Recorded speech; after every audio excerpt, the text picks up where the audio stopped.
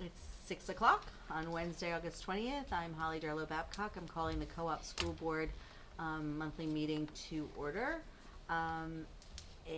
Since this is a kind of a flip transitional meeting for us, I'd like to go around the room and make introductions so that everybody who's at the table knows who everybody is and everybody in the viewing public knows who everybody is. So I'm going to start with Amy. Amy Kellner, Co-op School Board from Hollis. Cindy Van Conant, Co-op School Board from Hollis. Linda Sherwood, Director of Business Operations. Dawn Flaherty, Assistant Superintendent. Lauren DeGennaro, Assistant Superintendent. Holly Darlow Babcock, Co-op Board Chair. Rob Mann, School Board, Co-op School Board from Hollis. Jacob Hess, Principal at Hollis Brooklyn High School. Patrick West, Principal at the middle school. Tom Solon, Co-op School Board Member. Thank you for joining us. So absent tonight is Gina Bergskog, our new superintendent of schools. She is with her family right now, so that's fine. And we are currently missing Beth Williams. I have not heard that she's not attending, and Kate Stoll will not be attending tonight due to a health issue. So that's pretty much it. That's all who we're missing, right? Okay. So are there any agenda adjustments? Because Lauren is going to be sitting in as our, no? Okay. All right. So under notifications of nominations, resignations, and correspondence, we also have I guess this is sort of an agenda adjustment. We also have under our agenda item number 2 in the discussion. It's the staffing update. We're actually going to do the staffing update now under nominations and resignations and correspondence, because this is basically a summary of what staffing changes have been made since we gave the superintendent permission to make those changes over June. So it's kind of a report out. So we're going to do that now, if that's okay, unless there's an argument against that. Okay, I don't see one. So okay. Go ahead, Lauren. Okay, so at the end of June, we actually had a resignation from one of our chemistry teachers, Mariana Wendling, and since June. We have hired for chemistry Madeline Grace at Bachelor Step 1 for $53,048. Kyle Gervais for a 1-year math leave position, Bachelor Step 1, $53,048. Stephen Watchorn for physics, Masters plus 30, Step 5, $68,816. Melissa Leaf for math, replacing Mr. Etten, who is now assistant principal, Masters plus 30, step 20, $99,670. Still vacant, we have 6 paraeducator openings, 4 at the high school and 2 at the middle school, 2 van driver positions, and 1 food service worker at the middle school. There is a pending offer right now to the full-time athletic trainer. And so can you do the vacancies again? I just missed that. We have 6 paraeducator openings, 4 at the high school and 2 at the middle school. Okay.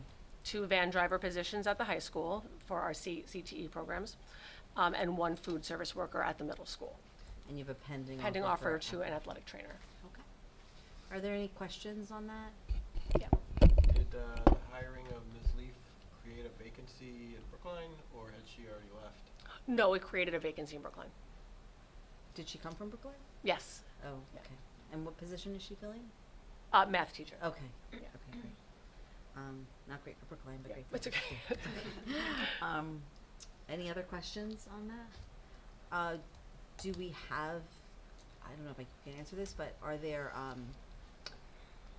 people interviewing for the para Yes. positions? Okay. Yes, and we are almost making a couple of offers. Okay. Yep. Great. Good to know. Okay, because it's August 20th. It's Yes. tight. We're getting there. Yes. Tuck, tick, tuck. Okay. All right. Is there any other correspondence? Nope, that's okay. Okay. So appointment of a process observer. I tried a volunteer list. It's not working. So let's just, is there anyone who would mind doing process observing tonight? I'll do it again. Thank you, Cindy. Okay, Cindy's now done it two months in a row, 2 times in a row. So keep that in mind, everyone else, okay? That means she's a pro, and we should make it a permanent position. Permanent position, process No. observer. That sounds great. All right, moving on, we do have to approve our minutes from 2 months ago in June. I believe we have a couple because we had 2 meetings in June. So, first I need a motion to accept as amended the minutes from June 11th, which are being presented with the following amendments. Page 3, line 8, replace liked with linked. Page 3, line 15, capitalize Powerwall. And page 3, line 28, replace 1 or 2 with over 2. So moved. Moved by Rob. I need a Second. second by Cindy. Well, Beth and Kate weren't here, and they're not here right now, so we don't have to worry about that. All right, are there any questions or comments or further amendments? All those in favor? 5-0, motion carries. For the June 18th Cooperative School Board minutes, I have some more amendments. I'm gonna need a motion to accept as amended with these amendments. Page 3, line 39, replace squared with square. Page 11, line 18, replace the comma with a period. And page 14, line 43, replace propose with proposed. So moved. Moved by Rob, and I need a second. Second. Cindy. Again, we've been advised that even if you aren't here, you do not have to abstain, but you can if you prefer to. So, with that, are there any other amendments or comments, questions? With that, I'd like to take a vote. All those in favor? 5-0. So that carries. Now I need another motion from the June 18th minutes meeting, the non-public minutes with no amendments. So I need a motion to accept as presented. So moved. Moved by Rob, and I need a second. Second. Second by Cindy. Any comments or questions? All those in favor? 5-0. And then there was also a public hearing that evening. We have minutes from that. So I need a motion to accept as presented the public hearing minutes from June 18th. So moved. Moved by Rob. Second. Second by Cindy. Thank you. Any comments or questions on that? All those in favor? 5-0. Great. So that clears out minutes for June. And I'm not sure, just as I want to comment a little bit on minutes because we talked about it a little bit in our policy meeting. They're hard to find now, I think, but I believe that we're trying to get them posted really clearly. Yes. Working through Board Diligent, the new Diligent, it used to be called Board Docs, it's now Diligence, and so there's been a little bit of a struggle. But if you are interested in our minutes and you can't find them online, please contact the SAU office. They are available at the office for anyone to read. So, and we do get them emailed to us, but just if you're a member of the viewing public and you're struggling, we hate to be a burden, but that is where we are right now, and we are working hard to fix that. If it's not, it might already be fixed, I don't know. It's not quite, it's still in the works. All right, now at this point, I'm going to move to public input. Since we're at 6:08, we're gonna start public input a little bit early, but, so I'll give people 32 minutes. So, by law, we need to keep the floor open for 30 minutes, but we can move on with our meeting. So, I'm gonna open the floor, and then, if there's anyone who wants to join us between now and 6:42, or 6:40 actually, 6:40, they'd be welcome to join us, and we will find an appropriate time in the meeting to hear their public input. For residents out there who want to know, when you provide public input, we ask that you state your name and address for the record, and that you focus your input on items included in the agenda. And public input is not intended for a back and forth discussion, but it's opportunity for us to hear from voters before acting on agenda items. So I'm opening the floor right now at 6:08, and the floor will close at 6:40 if I remember. I'm hoping that my board will help me to remember. Thank you. Okay, moving on. We have some reports from the principals. I didn't see an athletics report, but maybe you guys are just gonna kind of verbally give us one, or maybe there isn't one. I don't think there was one submitted, which I can speak to, later time. Okay, so how about we move forward to the principal's report then, from the middle school, since that comes up first. Sounds good. Opening days are next week. We have our student open house day tomorrow. We typically have 2 days, but due to all the projects that I'm sure most of you saw as you were coming onto campus, we're just doing 1 day. Students will walk around, tour the building. There's student-led tours, scavenger hunt, our typical student open house day activities. And then next week, we welcome teachers back on Monday with a couple of days of PD. Then we have 7th grade orientation day, which is a shortened day, 7:35 to about 12:20. Lunch is served. just focus on our 7th graders, getting them comfortable in the building. There's no 8th graders during that day, and then the first day is Thursday, second day Friday, and we hit the ground running. Big shout out to our ESY folks. Again, this summer did a really nice job. It started started July 8th and ended last couple weeks ago.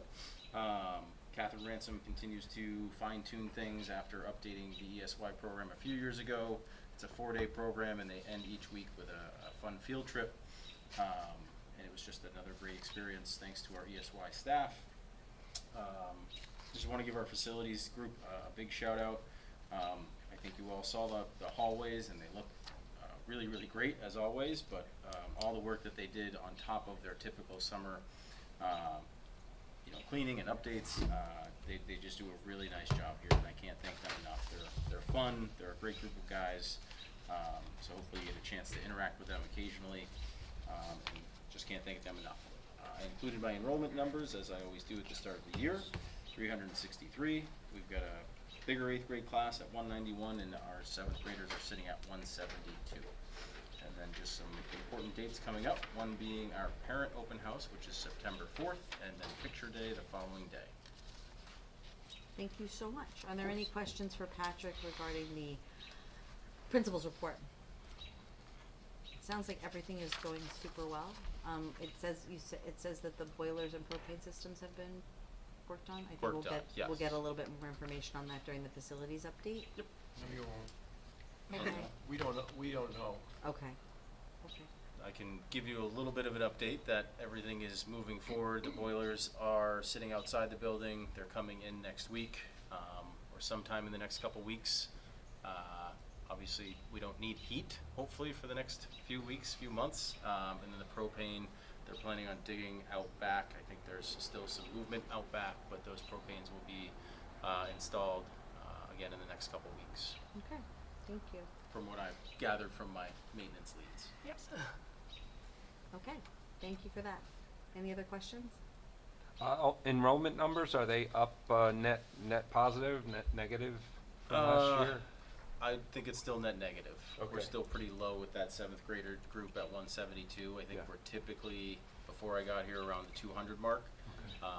I have yet to have a group over 200. So I'm not sure what next Okay. year's 6th grade group looks like. Okay. Do you have any other questions on that? Okay. All right. Moving on.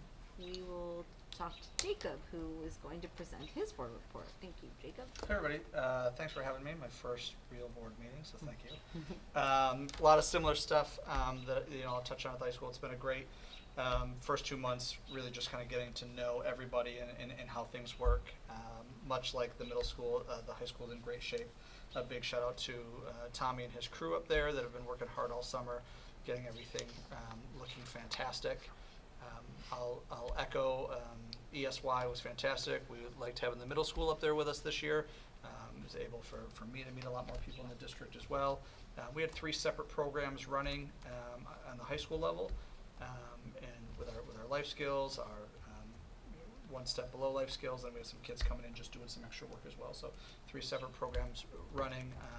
We had a really great partnership with Wisdom Horse at Stepping Stone Farm, where students were really able to participate in some social pragmatic learning. Tracy Lane did a wonderful job cultivating that relationship, and we are looking forward to that continuing as we move forward. We had our advisory leadership team retreats on August 6th and 7th. The alt team came in. I know they were here on June 18th presenting our year 1 recap. So we sat down as a group and worked for 2 days to really create a roadmap for what year 2 looks like. We created some themes. We linked to our values at the high school, created some more full school common activities that they'll do throughout the year. Just really did a great job adding some good structures for those who need it, and a lot of activities for people to choose from if they want them. A fantastic district leadership retreat we had last week. I want to give a shout out to Da and Gina for putting that together. It was fantastic to have all of us across the district really kind of working together, aligning our whys and looking at the district as a whole, and then time to work as our building teams as well to really look at what we want to do this year. So that was just a fantastic opportunity as well. This past Monday, we had our building leadership retreat at the high school. Sat down with our department heads and really kind of talked about how we're going to work together as a team. Started talking about some building goals and department goals, and that was just a really nice time to connect with them. We had 2 great community donations this summer. A community member donated 2 trumpets to our music department, and we also had some donated curtains, crimson drapes, and pillows for our theater department. So we were happy to get that. Our upcoming dates, we had our new staff orientation yesterday and today. It's nice to meet all the new hires for the high school and see people from across the district. Our staff is all returning on Monday. Wednesday we have our freshman and transfer orientation. Similar schedule to the middle school. We round out about at 12:15. First day of school is August 28th. Picture day is September 5th. And our open house is September 11th at high school. Great. I can do quick math and do my enrollment numbers if you give me 1 second. I wasn't prepared for that. So. I just shared the calendar doc that Tim had started with him, so Great. he didn't see that, so sorry. That's perfect. Oh, did you just share it I just today? shared it, Yeah, Yes. that's Our current enrollment, according to Power School as of right now, is 732, 9 through 12. okay. Okay. Are there any questions for Jacob? Did you go by Jake or Jacob? If I'm in trouble, Jacob usually, Jake's fine. Jake is fine. Either way, yeah. Okay, either way. great. So are any questions? Thank you very much for that report and for following up on some of the advisory information. It sounds like it's going to be a good year. Any other questions or comments from the board? I think we're good. Thank you so much. Thanks a lot. Just so you know, that is the candy is a tradition from a former board member. We try to pass it around. Since this is usually at some people's dinner time, some people just have chocolate for dinner on the 3rd Wednesday of the month. So I am trying to keep up with the tradition. I'm doing my best, but goodness knows I will forget, and so don't count on it. Okay.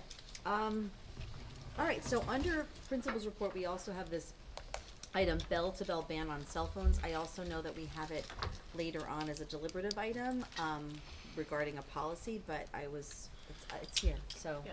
So, I mean, you know, because this is a new law, and, you know, there's a lot of kind of pieces to that, especially at the high school level, we could have a discussion about it or answer any questions about it that you may have at this time, and then we will be reviewing the proposed policy later on, so it's up to you as a board whether you want to dive into it a little bit. I think we could probably dive into it now. I think that would be a good time, just as any. I mean, unless somebody feels that we need to wait for deliberations. Deliberations tends to be a little bit more formal, so if we have some questions or comments about it. Instead of or in addition to? In addition to, you can always, during deliberations, you can always ask more questions and talk more.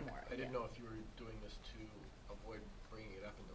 No, we okay. have, so Oh, what we've done. you answered the question. Yeah, no, so, and what we've done is, we have a policy memo, but we pulled this particular policy off as its own deliberative item, so that we can hash it out more during deliberations, but, well, first of all, for the public, I mean, I think I've heard that the kids are sort of like, what's going on? So what has been communicated to the kids about the ban on, the bell-to-bell ban on cell phones? Do you want to explain what went out on Friday, and then we Sure, can talk yeah. about what's in the handbook? As a principal group, we met and crafted a message to go out to all of our schools. We all sent it as principals and included our policy language and just brought attention to it and just sent it out as is and said, this is a new law and this is our current policy until board approved. I haven't heard any questions or concerns yet. Again, we've been doing it for a couple years. I received a few emails from parents saying, glad I don't have your job. But other than that, I haven't heard much after sending it out last Friday at 3 p.m. And this doesn't change much for the middle school, right? Right. Because you guys have had a Correct. bell-to-bell ban on cell phones in that the kids can have the phone in the school. Yep. And theoretically, they can have them in their backpack, but they can't look at them, they can't pull them out, they can't access them, not just during classroom, but even in the hallways. Correct. Correct. Okay. And oh, I'm sorry, Daka. I was just gonna say, it goes broader than the phone, Apple Watches, which Yeah. is what the elementaries tend to see more than the actual phone, is the iPhone the iWatches, and they can't wear those either. they can't wear those. Yeah, I think Correct. it's personal Any communication communication device. devices. Okay. So those look and sound all different these days. Right. And the procedures that Patrick is referencing are also in all the handbooks. So when the parents fill out the opening Power School forms and they sign off that they read the handbook and that the student read the handbook, all those procedures are in the handbook. Okay, okay. And, how does this is definitely a change for the high school.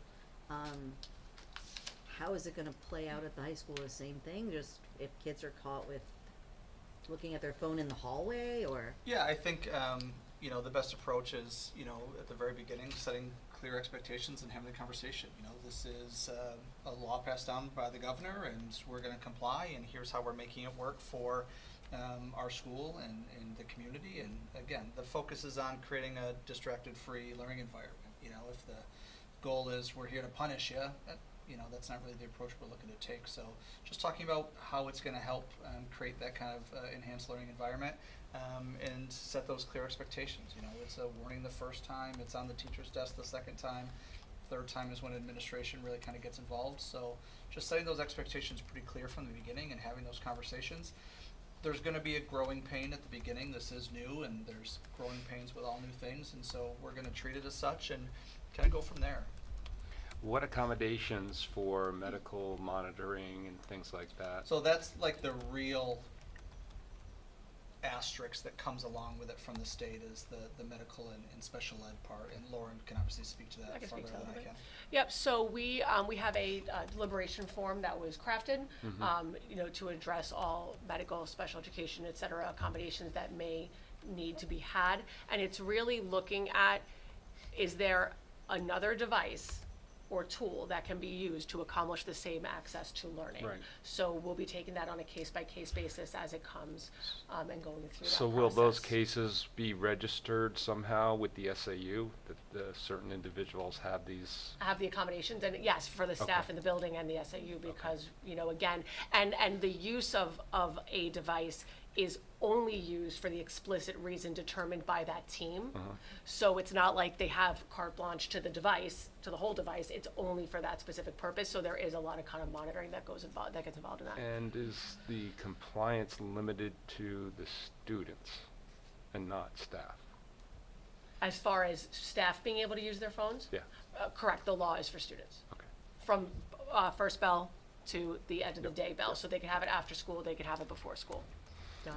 One of the areas that we anticipate we may get, because I've already heard from a provider in the community, that they're getting some pressure from parents to write medical reasons why the student needs to have their cell phone. So that's why we'll That's why look we have for the- alternatives. So Right. just because you have a note doesn't mean that you're gonna automatically be able Correct. to keep your cell phone with you. Okay. I mean, technically they can keep it with them, they can't Keep it, I access meant it. They on, can't So they access can't it. the access only, it. so my thought on all of this and the concern I have, and first of all, the state took this out of our hands, so this is not a new topic. Like this conversation about eliminating cell phone use, we worked through it at the middle school. We've had some conversations about creating a committee to look at it so that we would draw more public input in and work with the staff and come up with a plan. You know, the state took all of that out of our hands, which is in some ways nice, right? But the bad part is that it was a law that was passed like in June, right? So there are other options we could have done. Like we could look at those bags that you put in, or, you know, locker, special lockers and all that. It's just with such limited time, I think taking this approach makes really good sense, and we can sort of look at it and revisit it over time and see if there's another way. But it does feel to me, from the teacher's perspective, and I'm not a teacher, but I think, wow, that's a lot of onus on the staff. Like there's a lot, like you're talking about kids walking through the hallway who might pull their phone out, and do you know if that kid is like got a medical reason to look at their phone to check their sugar level or something? You don't know that. So it's gotta be challenging for the staff. And I'm just saying that because I want the staff to recognize that it's recognized. Right. That this is like, it's a lot on them. It feels like without a lot of, and it's not that you're not giving guidance, and it's not, it's just from the state. Yes, Tom? You bring up a really good point about how do people know who's permitted and who's not. Correct. I'm assuming it's gonna be, I hope, small minority that have a need to have one, regardless of whether it's good or bad. I just hope that these know. Do the kids normally have student IDs visible or readily accessible? So many of them do. I'll be honest, many of them keep it in their phone case. I know that both of my daughters do. They keep it in there. They don't have one like this. They keep it in their phone case.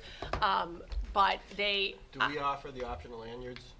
We haven't provided them in the past, but it's something we can Because what I'm decide thinking to of do. is if there could be a very obvious.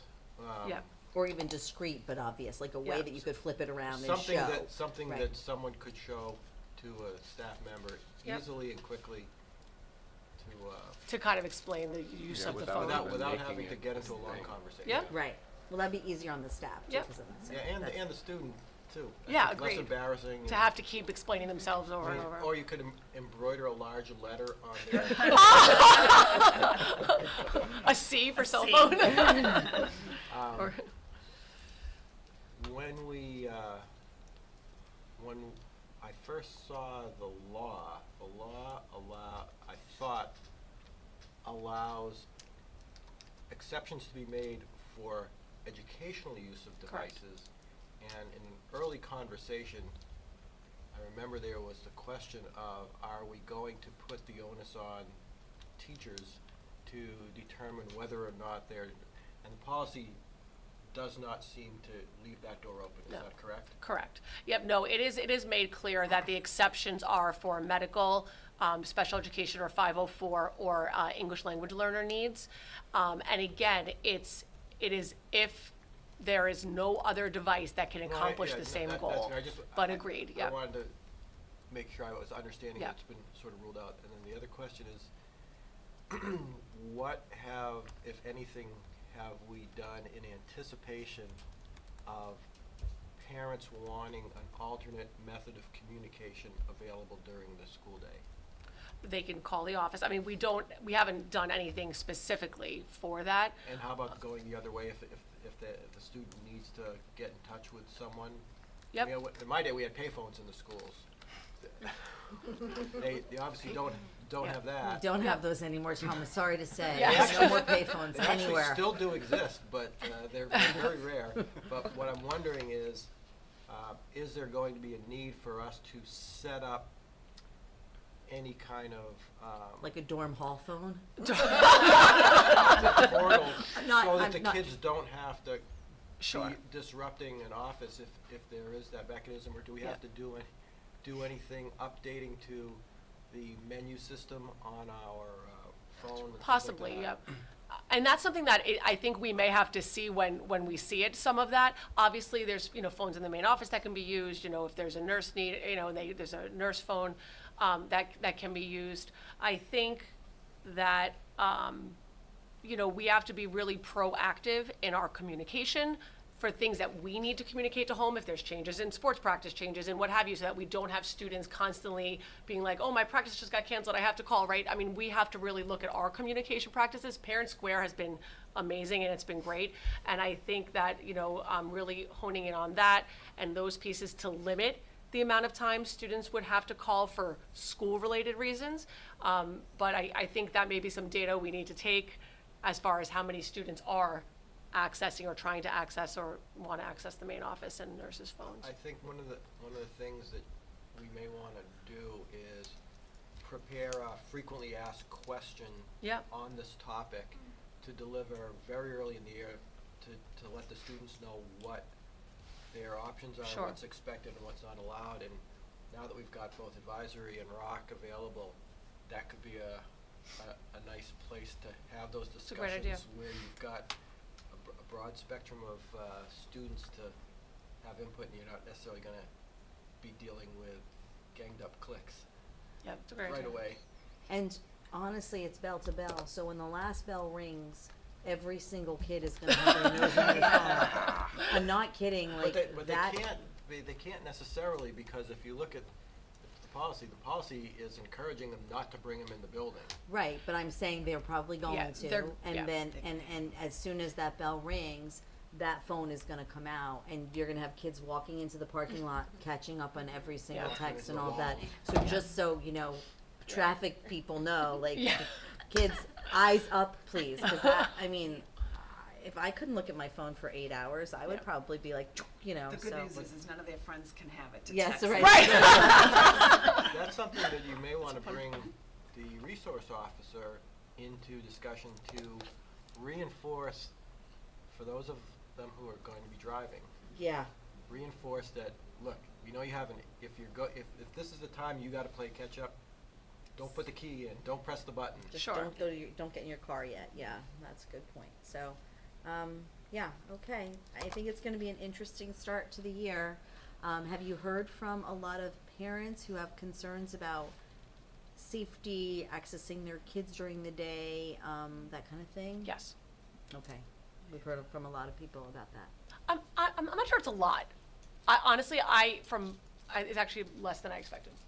Okay. But school hasn't started yet, Okay. so I feel like come Monday, there could be some more The questions, same but. 3 people calling 10 times a day. So the only thing that I've heard is that, even though I'm sure the communication went out that it's a law, we need to keep reinforcing that, Yeah. because I think some of the kids think, oh my God, why is the school doing this? Yes. Like, and that'll lead to frustration with the school, and Yes. it's not the school, so, doesn't mean that we wouldn't have done it in a year or two, but, Do you know if the law affects non-public schools?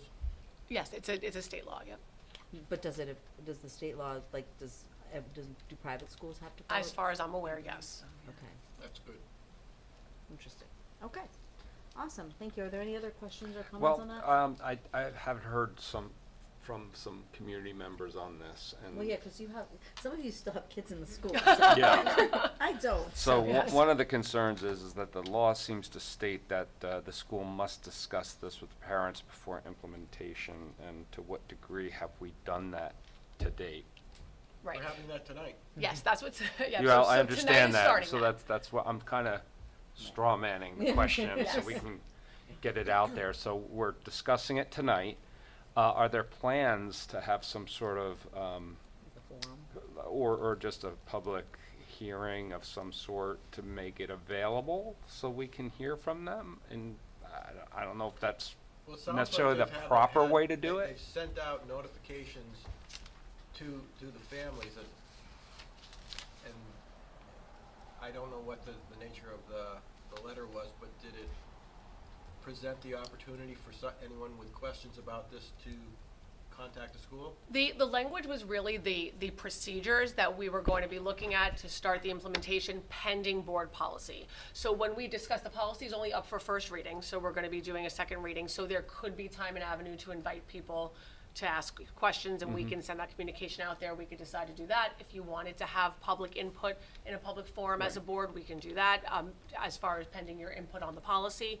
So we can engage in whatever way we feel. So this is Is not, best. is this not going to be effective with the starting? It is, no, school? it absolutely is. It's supposed to be effective July 1st. So without a policy, how are you gonna implement it? That's where the handbook comes in. So it's effective in the And handbook. the handbook explains the law, and what the law is and what it says, and then and again, pending board policy due to the law being created, the procedures that we're looking at are starting here. And we explain this will be adjusted as we go forward, Yeah. pending board policy. And as of tonight, at least the draft policy is now public and available. Correct. It's just not approved. Correct. So by having a first reading of the policy tonight, I think it would be really healthy of us to make sure that the public, at least in our, the co-op community, knows that this policy has now been read once and it will be going for second and potentially third reading and adopt. And so we could certainly encourage folks to come next month and make public input. And we'd like to hear from parents, because then the procedures will have been in place for a while, and we can hear back from families and certainly encourage them to reach out to the SAU leadership team and to the building leadership teams. But yes, they should definitely be aware that we will discuss it again, separate from our policy memo again. We'll keep Yeah. this one separate and give people an opportunity to give us public input on And that. I would encourage community members to also read the draft and bring questions Yes. to us. And read their handbook. And read the handbook, of course, and if there's concerns or questions or ambiguity, now is the time to engage us. Absolutely. And that's one of the reasons I said what I said earlier. Our intention if we were gonna do this just from us, was to do public forums, Yes. community, open house, open conversations and that kind of thing. That was a committee that we were thinking about forming. We had a conversation about it at a chairs meeting like about a year ago, and we just, with the transitions that we were undertaking from moving from one superintendent to another, we wanted to take this year, and we Yeah. thought we would kind of start it this year. Sure. And We are. we are. Yay for us. So Just for a little clarity for folks at home that may be listening or probably to checking our meeting minutes, when we talk about doing a first read on a policy, that means we are reading it tonight for the first time.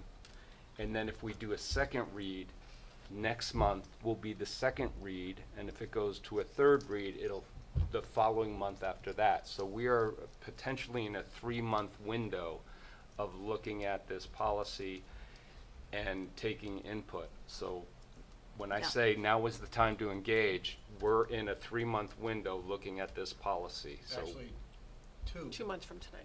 2 months. well, yeah, not counting tonight, right. But we've got 2 Right. months I spanning that period. yeah, And we don't always do a third read and adopt. I mean, if we Right. have enough questions still, we'll keep moving forward. Yep. But generally, we do 3 readings and adopt. So, and this is one where we won't skip a reading. We'll do at least 3.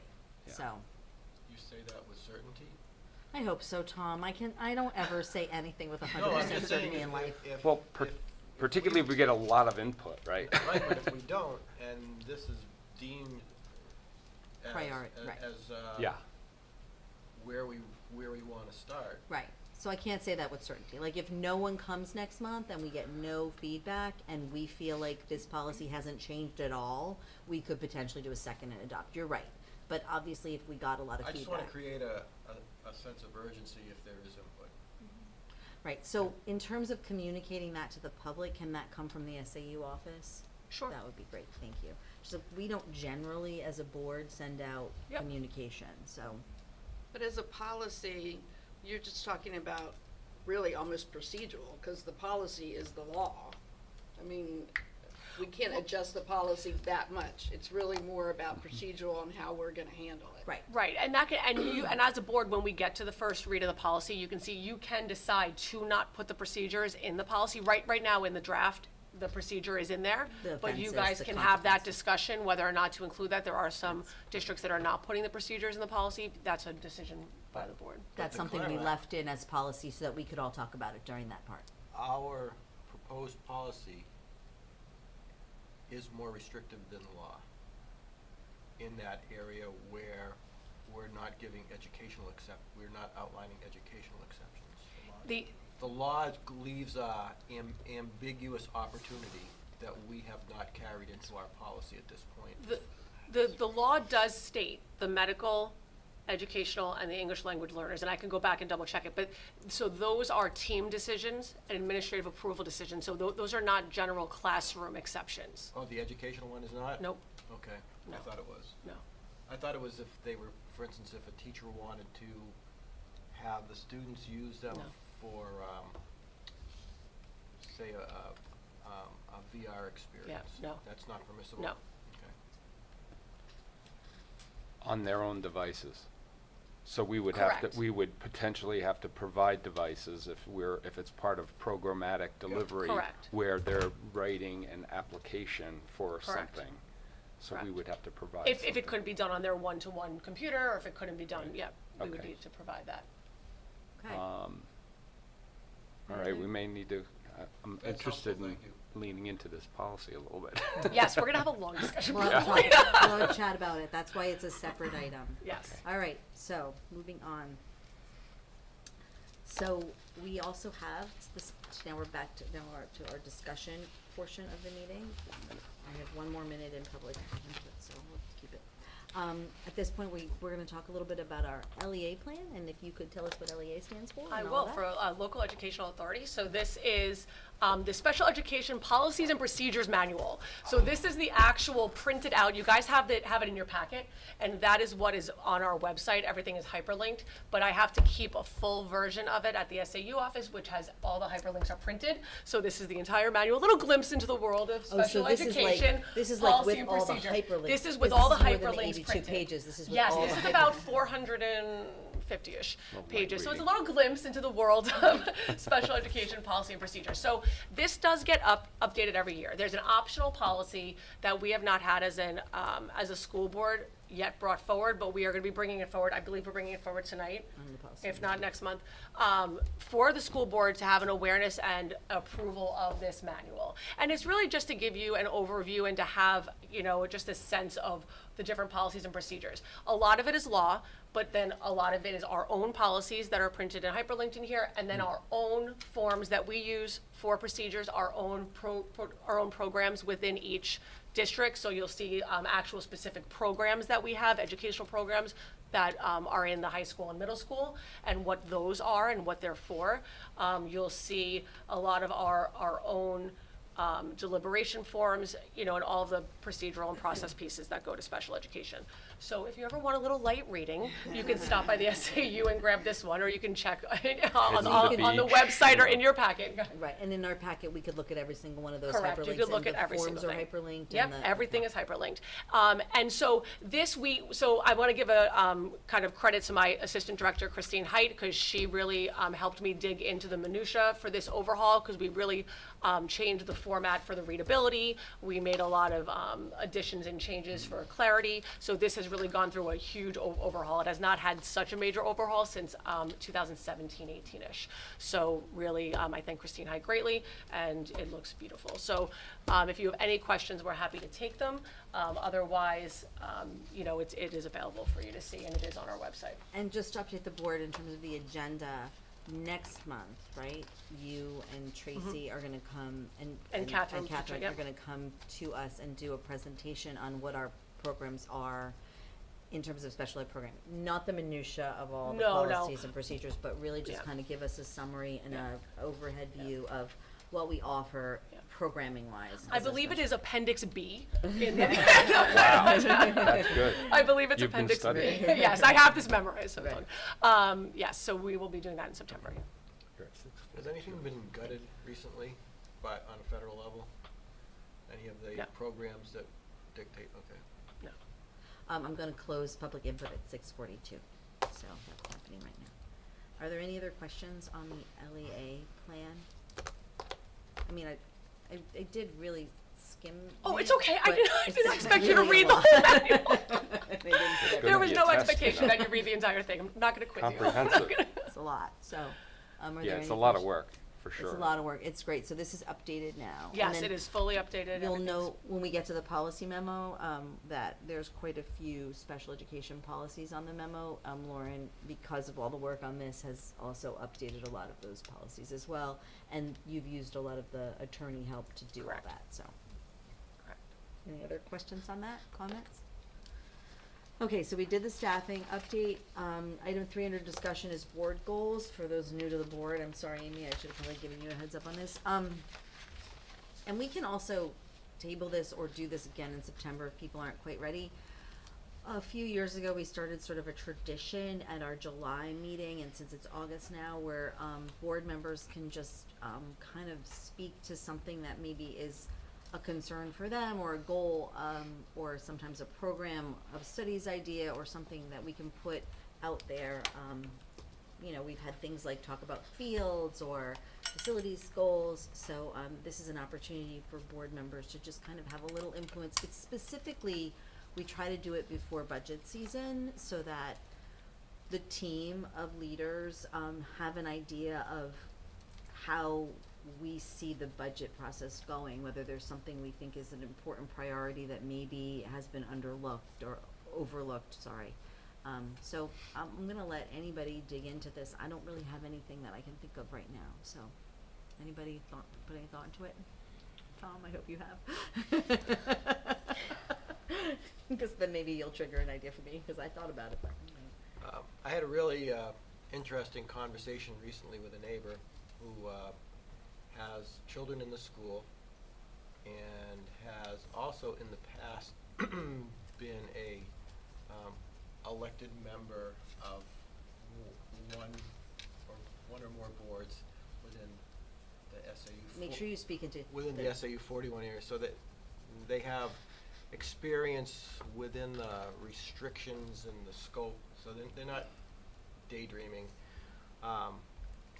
And the topic, long story short, that family elected to take their children out of the public school at the elementary level because of challenges that they felt were not being resolved. And I was kind of asking them why and what and how might it change. And it triggered a thought process that aligns with some of the things that we've talked about in the past. It really focuses on the seeming inflexibility of public schools relative to how curriculum is established and the teacher's ability to adapt to the needs of the students, the interests of the students, and their own particular preferences and style of teaching. You know, so we talk about our goals of getting standardization so that if your child is in a subject class with one teacher and another, that they're getting the same education. And we've been really pushing, I think, to try and get that commonality. But I'm wondering, after having this discussion, whether that stifles the ability for beneficial flexibility. How do you balance that when developing curriculum instruction, when you develop the guidelines for what can and can't be taught? In particular, what was brought up in this instance was math curriculum at the time, and the fact that the math curriculum was not working for their student, and they wanted to use an alternate even in the one-on-one breakout for their child, and was told they're not permitted to do so. So I guess what I'm thinking of is if we can look at what we do and look at it through the lens of giving the student whatever level of personalization might be possible without undermining The standards. what sometimes comes out to be either a lowest common denominator or a dictate from the state. How we've done it really well in some areas, but I'm wondering if you put that filter on, would that change any decisions that we make, any choices that we make? And I'll go back to something I've been harping on for a decade, which is giving the access to some of these external resources within the school day. So we've seen over the years that there are students who flourish or at least benefit from the alternate methods of delivery, whether it be online courses or the things that might happen through homeschooling. Is there a way that we can create that option of alternate learning experience within our multiple walls? Thank you, Tom. I'm so, you spoke so eloquently to that. That was excellent. I'm sure that our new assistant superintendent in charge of curriculum was taking it all in. Writing it all down. Right, writing I it had all to go down, onto a the new back principal. page. But I actually think those are really valid things to talk about. I don't want to and put think anyone on the spot, but it was a really interesting conversation. And offline, if someone wanted to follow up, I would be willing to try and facilitate a direct one-on-one conversation with the individuals. That's great. Thank you for that. In addition to some goals, I've done this in other service in other districts, is looking at what our deliverables are as a board. And one of them is bring forward a budget that funds the schools, that meets the needs of the students and things like that. So that's a bedrock goal, and that we should always have every year, in my opinion. Other things like engaging in collective bargaining, in good faith, all these things. I mean, we certainly understand that, right? But if we're putting these goals for consumption, not only for us as a North Star, but also for consumption for community members, I believe in putting those bedrock deliverables, whether you see them every year, but that's what we do. So those type of things. Yeah. You know. Yeah, so for me, I think one of the things that we've tried with the policy committee is to create this policy memo, and I understand that this is a new way of doing things and this is really challenging, but I think as a committee, it's, as you all know who've been on this committee before, it's really frustrating to sit and know that you can't do one or two a month. Like, there's so many policies that need updating, and so using this memo is helping to facilitate it. moving more forward, but it doesn't give the board as much opportunity to dig into each policy. So, I hope that board members feel comfortable enough to send an email to the policy committee members to let us know if there's more that you want us to do in the committee. And then the second thing that I think as a board, we've talked about this at the SAU governing board level too, it's a real struggle, I think, to communicate from, like I just said, from the board. Like, we don't have a mechanism for doing that. We don't have, none of us, social media is not set up for us to have, one of us has to have a private account. Like, there's no way to do this. And so I think maybe having more conversations with a communications person to figure out a way that we could have like a piece that comes from the board, but we have to be so careful because none of us can really communicate directly. So it's a tricky thing, and I don't think we've gotten a real handle on that. So I would love to be able to communicate like these meetings, and these meetings are supposed to be the way people can get access to us, by watching us, by coming, but that doesn't seem to be working. So if there was something else, that would be my two things. But getting through policies and figuring out a better system for us to communicate would be awesome. Cindy, Amy? I think my biggest thing is, Rob kinda hit on it, is the deliverables. We were fortunate enough that the community supported us for the facilities, but I don't want the fact that we are getting the facilities finally up to date to where we need to cut into general education funding. So I think the budgeting this year is gonna be interesting because of all the facility needs that we have, and that's just because as a community, we kicked a can down the road as far as we can, and now we're kind of backed up against the wall with the boiler situation and some of the other facility issues. Alright, well, Amy's new to us, so, if you think of something or come up, you obviously can always say it, but we can revisit this next month as well, because Beth and Kate are not here, so we might wanna keep this on the agenda for one more month, if we can make a note of that. Alright, so, is that it good? Is there anybody else who has anything else to say on that? Alright, so moving forward to facilities committee update, did you guys not meet, or? No, we met, but I don't know, do you want me or you? Yeah, you were there a little longer than me. Okay. I had to leave about halfway through, but I can add color. But The primary focus was trying to figure out what we are doing with regard to the solar energy project because of the recent changes in federal funding and things of that nature. Long story short, when we last spoke, we were concerned that we would have a September deadline to have items on premises and the project underway. That deadline has extended a bit. I don't remember the exact date, but it's sometime in 2026. It might even be the end of 2026 that you have to reach that threshold. As a result, there seems to be a preference among the committee, although we haven't taken a vote on it yet, to revert back to the primary path of looking for the net metering grid tie even for the high school, because there is belief that we can work within the Eversource framework to get that done. But we're still looking at the cost and benefits of bringing batteries in. So that's really the meat of what the discussion was about. It was technical about batteries and things of that nature.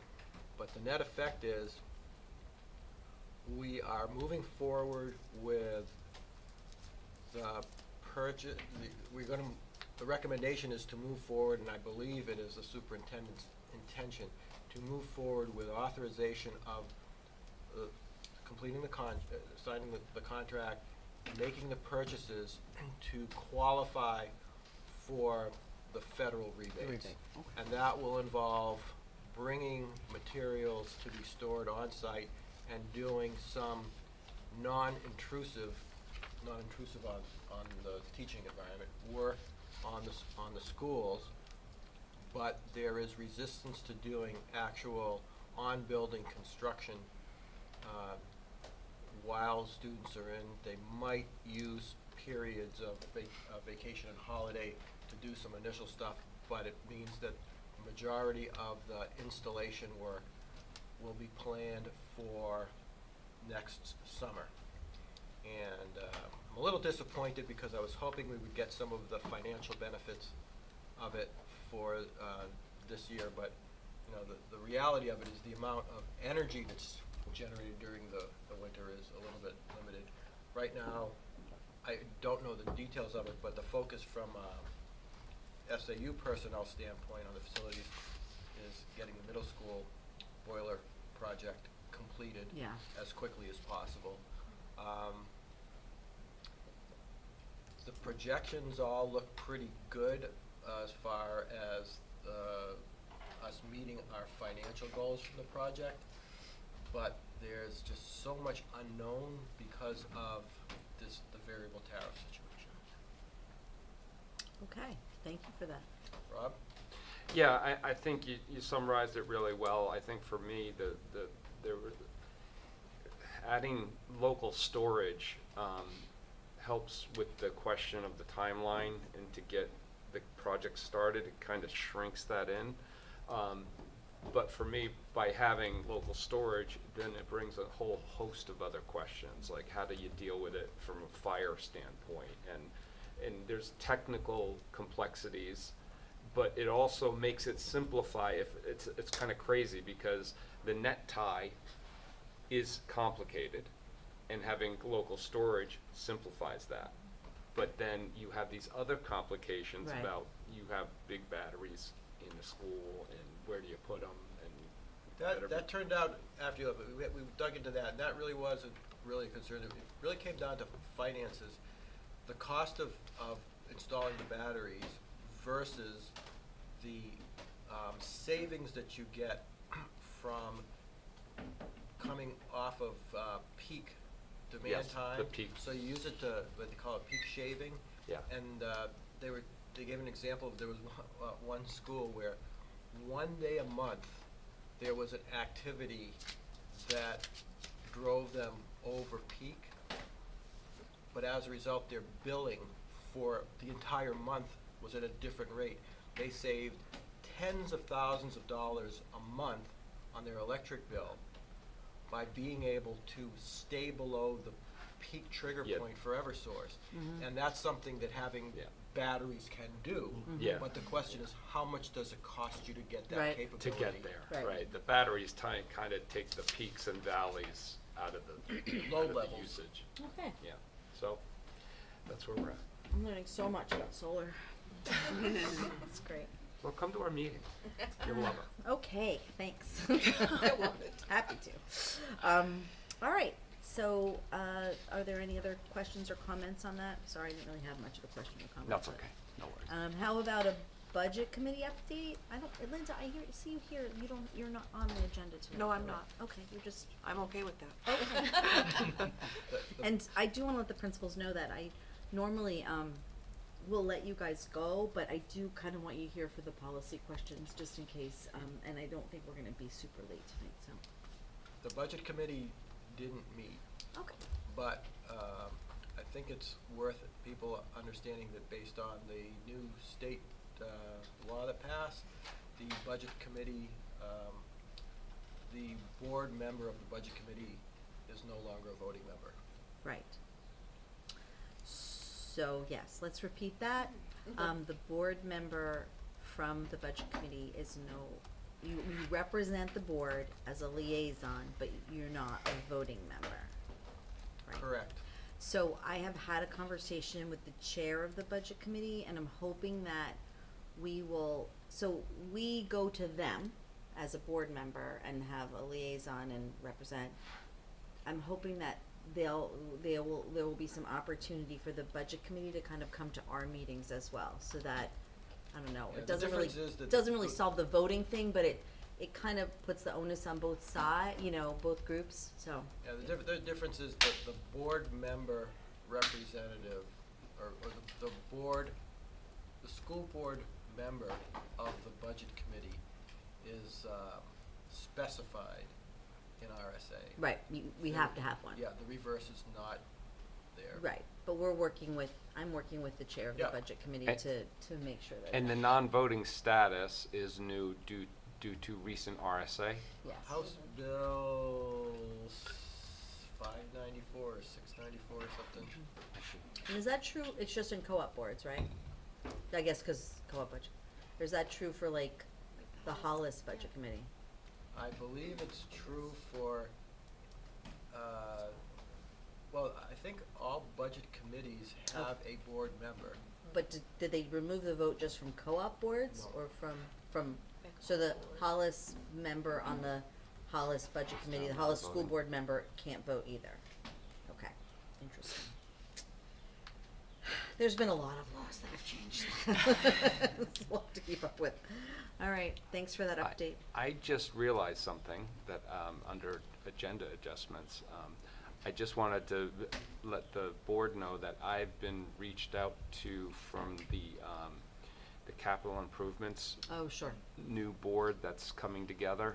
So, it sounds like, as of today, that their first meeting, which will be mostly, to organize the committee, with the chair and vice chair and all that, will be September 2nd. I have to double check, is it 6 or 6:30? I'm not sure of the location yet, but I can get that. And that's an advisory committee, right? Yes. Like, it's just can make recommendations to. Yeah, it's just a place where all the different entities come together and saying, what are your projects going on? What are your projects? And this is we a Hollis bring it only, together. it's a Hollis. My understanding, yeah, because it was provided at town meeting and passed at town meeting, so it doesn't extend to Brookline. At this, yeah. Okay, thank you, Rob, thank you, Tom. Stipend committee, I think that would be. Yeah, useful. we haven't met, we have plans to meet early September, and then we'll have a, layout or a guideline of what we plan on doing before having to present in April or May of Okay. 26. Great, thank you. All right, actually, can I just kind of piggyback on that and maybe ask Jacob or Patrick? I saw a note on social media today that we don't have bass fishing anymore. Does anyone know about that? I know that when I signed the fall affidavit eligibility, we did not check the bass fishing team box. Okay. I couldn't give you any information on that. Okay, so just so you know, it's hit social media, and I don't know but a person was disappointed by that. You may be getting some calls. So, yeah, so I didn't know that was decision made, but that's okay. All right, so, all right, moving on. Now we have this policy, memo.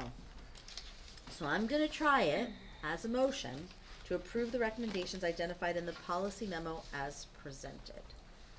Can I have a motion? So moved.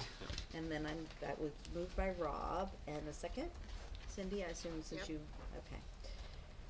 So on the question, so, going through the memo, and I'm gonna need help from whoever can help me. We have policy KFD, which we read, we're on the third reading. We had no changes to this policy. When I say we have no changes, it means that when we reviewed it in policy committee, we go through the minutes from the previous meeting, and if there are questions or comments or anything that a board member at the during the second reading, we would make those changes. So what it means is if it's third and adopt with no changes, it means nobody had any questions last time, and so we didn't make any changes, we didn't need any changes. So that's policy KFD, which is the use and location of automatic external defibrillators. This was a new to the district policy. Policy JLCC, which is, it's pediculosis management, we had no changes there. Policy EBCB, we had made a change at the 6/18 meeting and changed the title to emergency drills, but had no further changes. Policy JLCJA, we also had amended it after its first reading and then did not have any changes at the third reading. Policy DAF, which is that giant administration of federal grants, again amended and changes were made at the first reading and then none since the second reading. And policy EH, which is public access to school district records. When I say no changes, the only change in that was there was a little change in that we I think actually made this change in the second reading. We just were consistent in capitalization, some punctuation things. So that was third reading and adopt, no changes. So policy, moving on to third reading and adopt with some changes. So policy JLF, I guess we noted at the previous meeting, I don't know what I did. What did we change? What did we change in JLF? Do we know? Let's look at it. There were some strikeouts of references. Okay, so it was no substantive changes? No, nothing substantive. Okay, and then that's policy JLF, and then policy EH-R, that would be the, right to know request procedures. Can you see that? We changed the copy fee to 50 cents per page to clarify. Right, and that's what we do, we actually talked about that at this last meeting, and you guys agreed to that, so we kept it at 50 cents. So that's really, they were very small changes. Okay, so second reading, we're moving these forward for second reading with a possibility for a third reading. Obviously, these are not second reading and adopt, so we will be bringing them forth for a third reading. So policy IGE, parental objections to specific course amendment. Did we make any changes? Did we make We any did not make any changes? We changes. didn't make any changes after the second reading, and that's also for IHAM, health education and exemption from instruction. Again, these are specifically directed by law, and we didn't have any changes for that. So, presented for first reading is IHBA. And I'll let Lauren speak to that, because that was first reading with some changes. Sure. Go ahead. So due to an update in RSA, this policy has just been revamped to be a little bit clearer and to go into more detail, outlining programs and services and procedural safeguards in regards to IDEA for special education and Section 504. So if you go through, you'll see what was struck out, and there's more detail provided. Are there any questions on that one? And then, for some reason, in the memo, we have JICJ, so, but we're going to speak about that separately, so that one, I'm gonna strike from the memo, okay? And then, present for first reading as new policies is IHBAB, special education evaluations. So Lauren, you can speak to that one. Sure.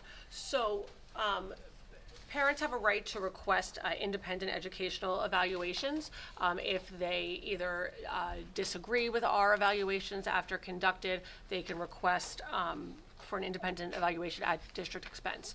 So I had requested that we bring this policy forward to the school board to outline the criteria and credentials surrounding such an evaluation to make sure that we have appropriate providers providing the evaluations and have an agreed upon process, for access, as we have to then deliberate on such evaluations that come forward to us. It also outlines the difference between between getting your own education evaluation and bringing it to the district versus requesting one at the district expense. So is there any feedback on that one? Cause this is an opportunity, you can give feedback, we won't amend it as a first read, but we can give feedback to the policy committee, and that'll go in the minutes, so, go ahead, Tom. If I'm having, I read it, and now I can't find all the specifics of it, but Sure. there looked to be a bit of a conflict in that it said that the district shall have the right to get copies of the report. Mhm.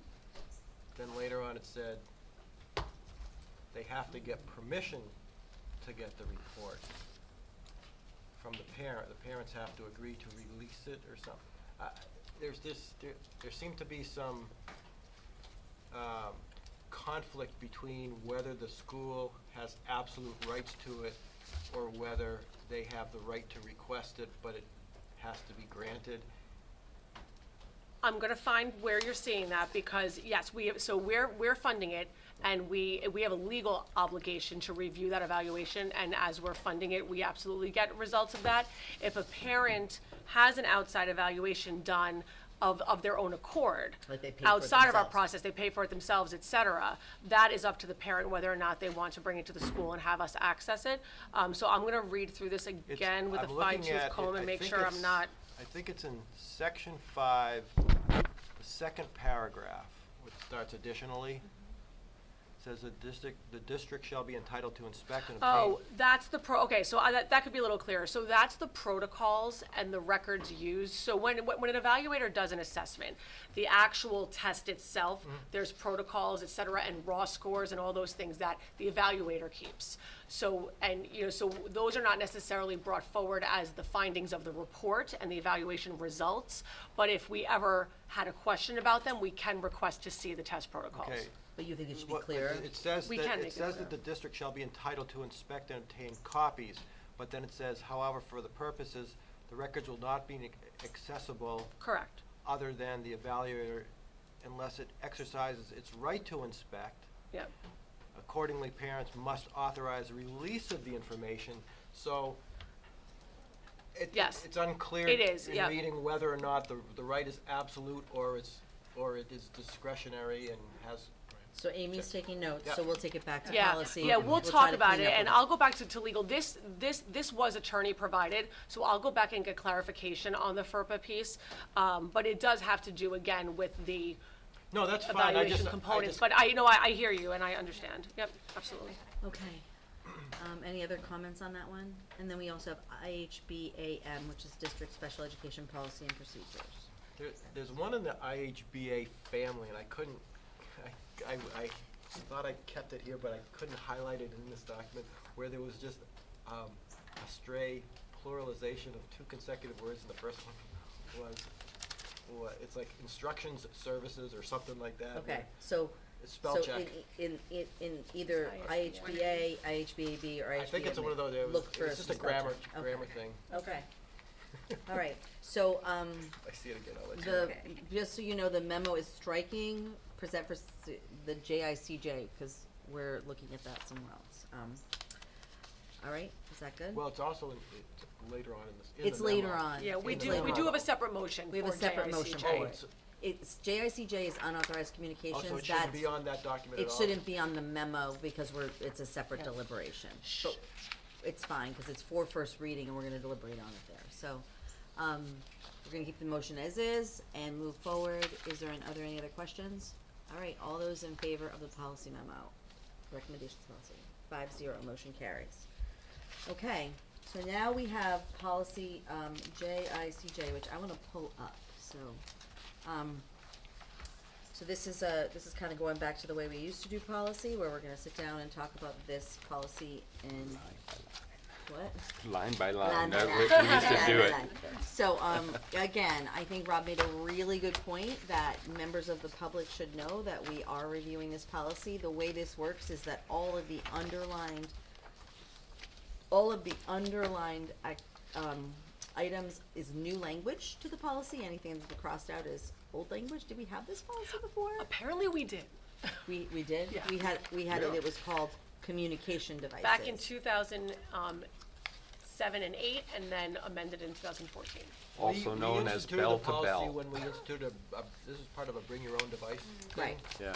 So we've crossed out language related to, just the very general statement that we had, and all of the language in this policy is new.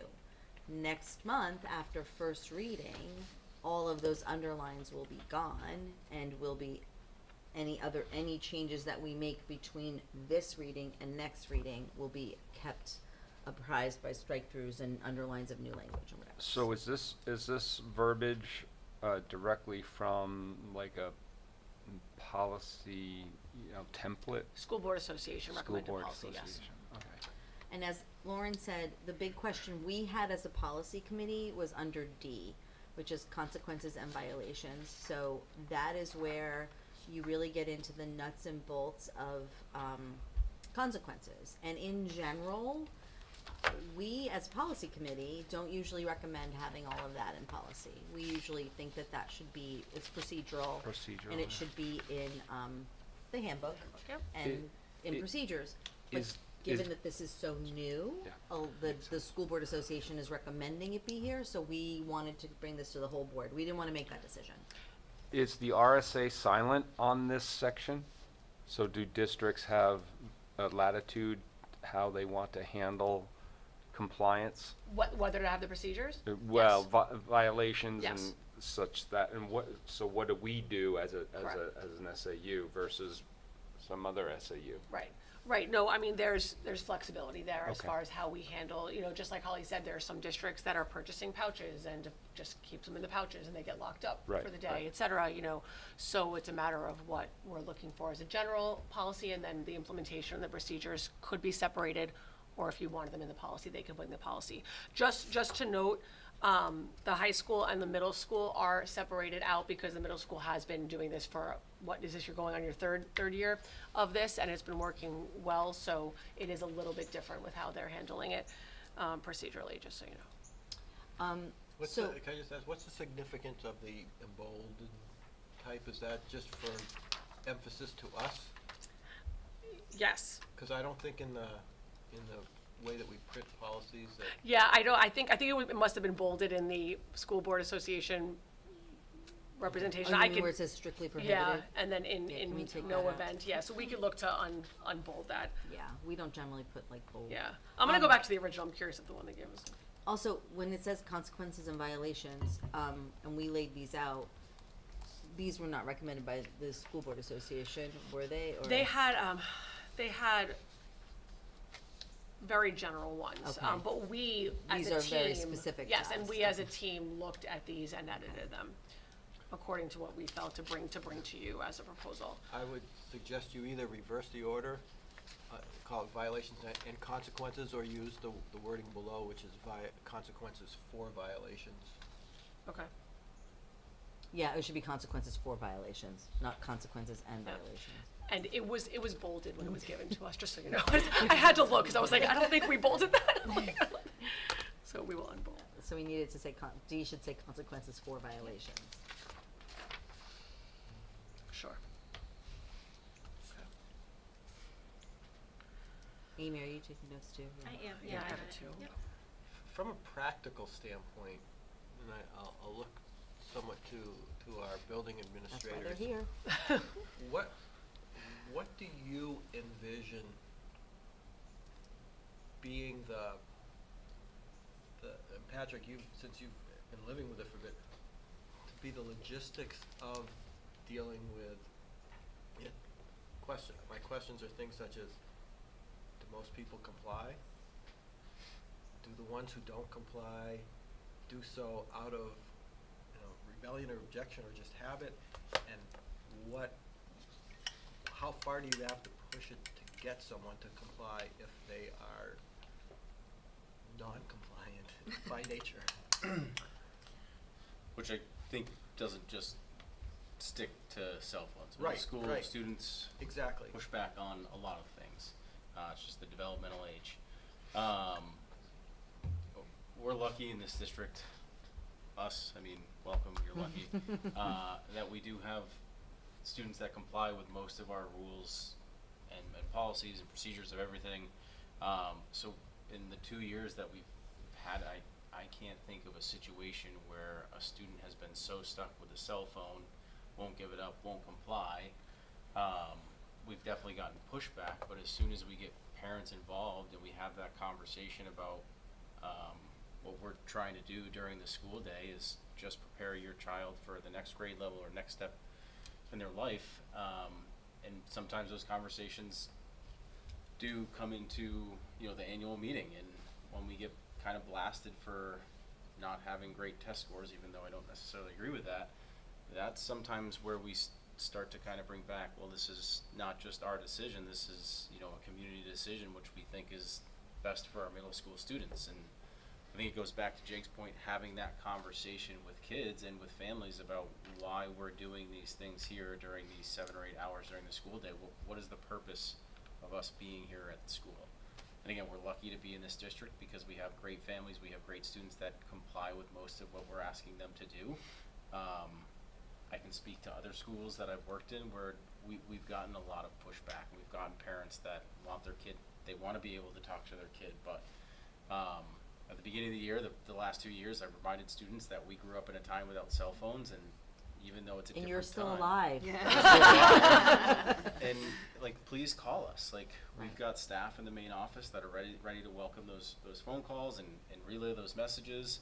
I mean, if a parent absolutely wants to talk to their child, and a child really needs to talk to their parent, we're going to meet them at that need. But I think through those sometimes difficult conversations, you realize there's a different need that needs to be met, not just the cell phone, and what other supports we can offer to the student during the school day, whether that is like a parent check-in. We've had that, not for a long time. The goal is to wean that off, but I just go back to what Jake said, just having those conversations with kids and families, and getting them to understand why we're doing what we're doing during the school day.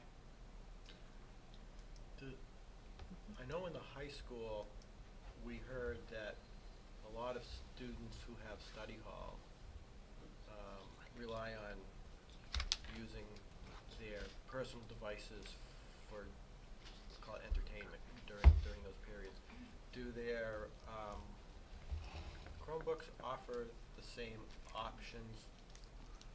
Can they play GeoGuessr on their phone? No, I'm thinking- Because I had a son who went to But I this mean, to school, for and that was instance- his study hall activity. For instance, do we allow them to stream Spotify or things like that?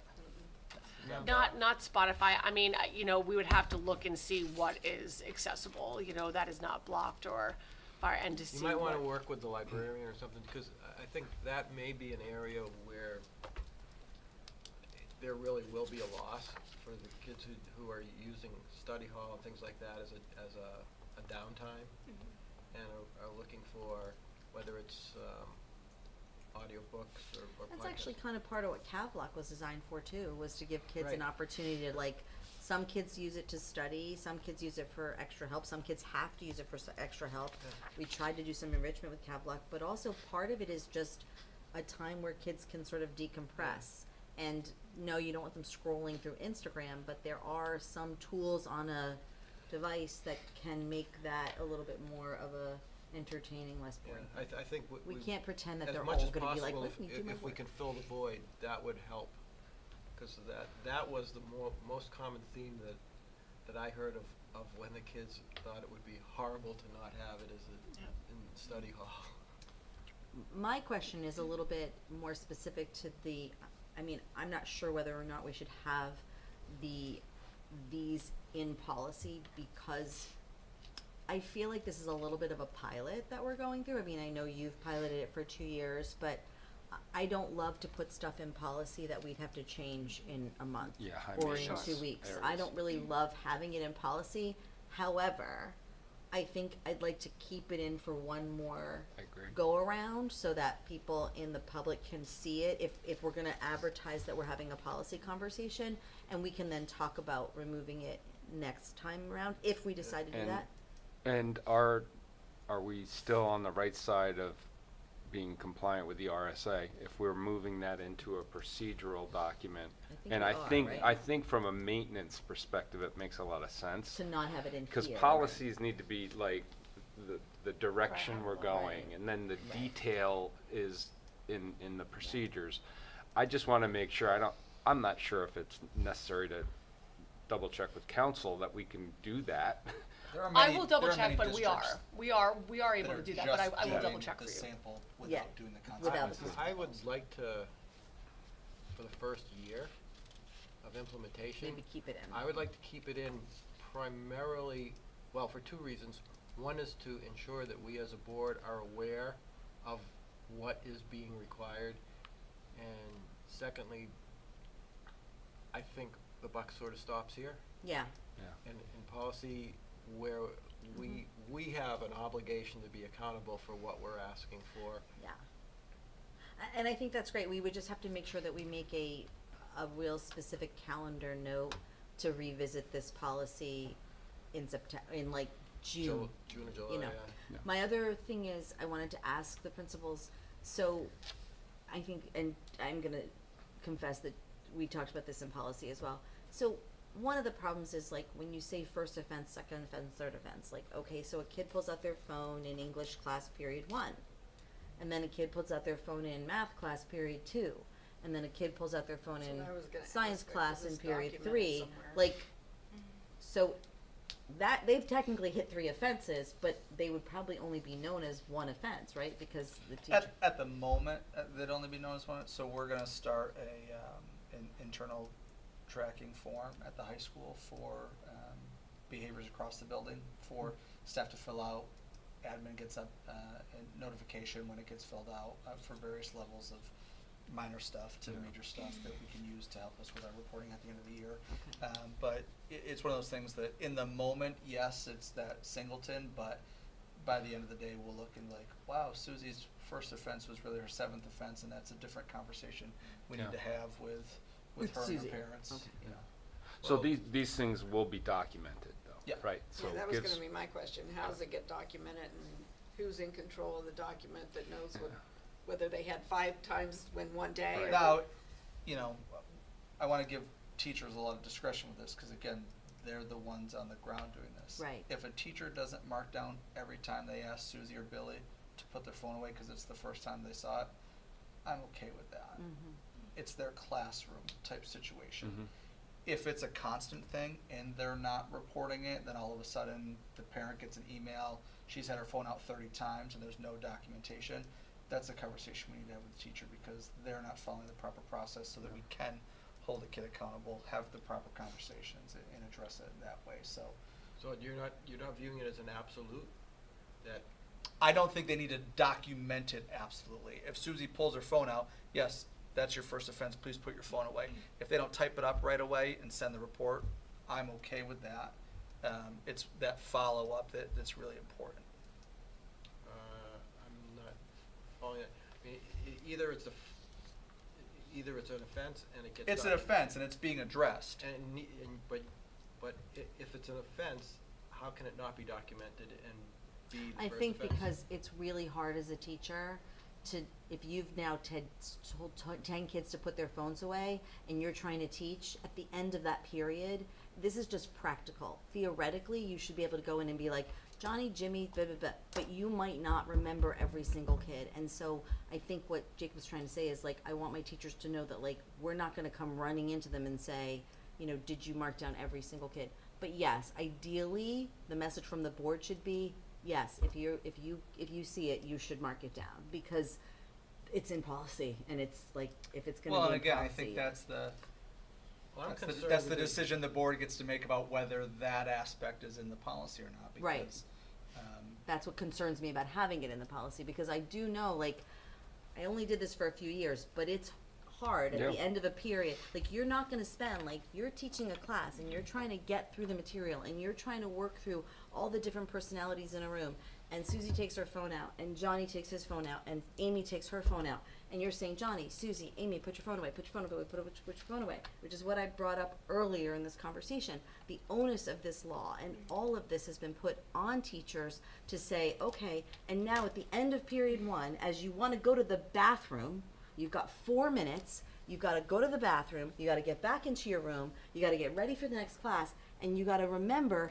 who did I talk to about their phone? And so, Then we have to develop a tool for them to do it easily and quickly, because if you leave it the way you've just described it, it's tricky.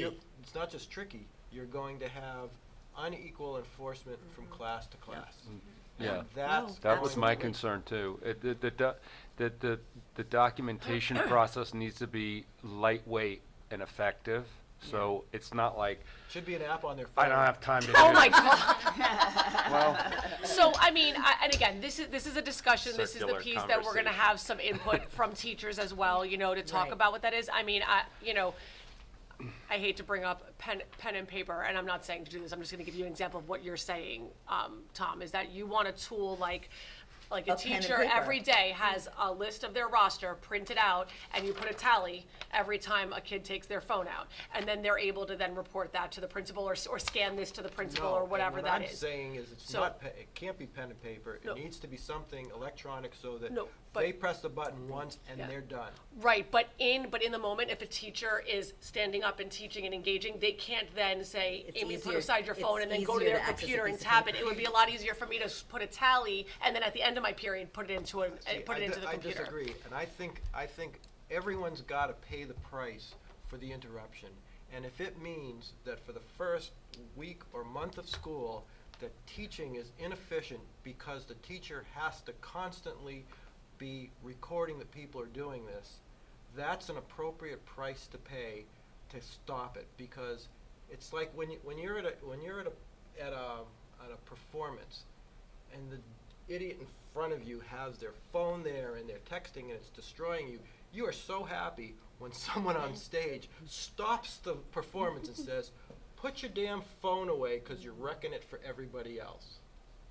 I feel very strongly about this, that yes, it's inconvenient, yes, it's disruptive, and maybe I'm out of line with the rest of you. No, it's but, not, But you're not. I would rather pay the penalty for it being disruptive and call attention to it than let it drag on and fester and be different from class to class. it's kind of like the coach that if one of the team members don't do something right, the whole team does 10 push-ups, right? So I think that's the message from us is what you're hearing, right, Jacob? So, and Patrick, like I Do hear you agree? And I don't disagree. I'm trying, I understand where you're coming from, and in theory, I do agree with you. And I don't want to see inconsistent enforcement. I just have like empathy for the staff members and how they have to manage it. And I would love to see a tool that's light and easy, whatever, but I think that's where the staff and the administration has to come together and have conversations, which I think is what you guys are planning on doing, about how they're gonna do this, how it's physically gonna work, and how. And I think sometimes the staff is gonna come up with the best solution. Like, they're the ones who are gonna know. And I will tell you, there are teachers in our buildings who already have this rule in place and have been working probably for, years on how do I manage cell phones in my classroom, and this is what I do. And if there can be an opportunity for Best them to sit practice. down Yeah. and talk together about what will work for them and how to get that, the big gap is like, how are we gonna get that information to the office so that we can follow through on first offense, second offense, repeated offenses? And that's why I'm saying, number one, make it an online tool so that when it gets recorded, gets recorded in a centralized database that all the teachers Consider. have, so that that student, when something, think of the bing, second offense, And so maybe bing, we third can offense, bring that because to if the as soon as it's technology second person. offense, Right. that phone's supposed to be taken away. That's Right. number one. Yeah.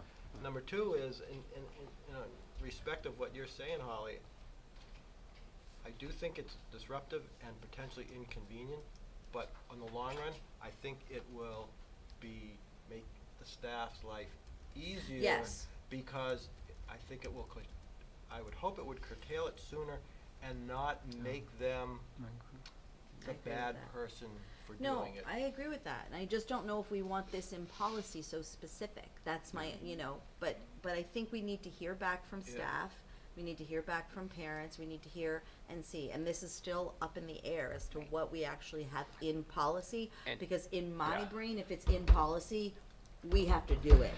And if we're gonna, Yeah. if there's any flexibility in this, it can't be written in policy like this. That's Yeah. that's all I, you Well, know. and this policy doesn't really go to Patrick's, because Patrick's aren't in their pockets walking around with it all day and being allowed to use it in the study hall either, right? They're supposed to be in their backpacks. No, but we if you're can't, they gonna let can't use it in their study hall in the high school anymore either. No, I know, but I'm just Right. saying, he doesn't have, his teachers don't have to document, and we haven't been faced with this situation, because his kids don't have their phones out at all.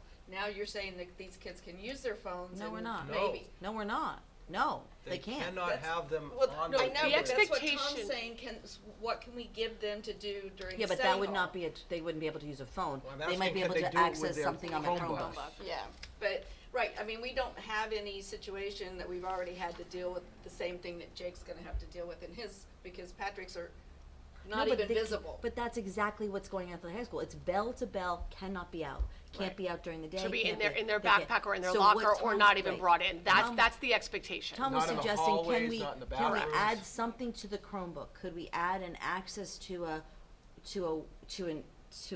website that Music we've, or a website, right.